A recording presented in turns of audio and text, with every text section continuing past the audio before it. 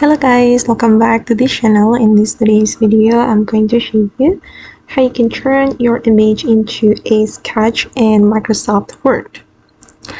Okay, let's get into it guys. Here I have opened my Microsoft Word, and as you can see, I have added an image to this document, and I'm going to turn this image into a sketch using Effect in this Microsoft Word.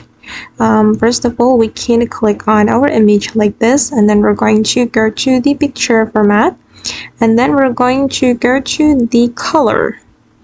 Okay, select the color, and to turn this image into a sketch, I recommend you to choose recolor, and we can choose this one, black and white, 25% or 50%, and I'm going to choose, for instance, 25%, and let's see how it looks. And I'm going to try 55% as well. 50%. Okay, and I'm gonna go with this one guys, and this is the final result.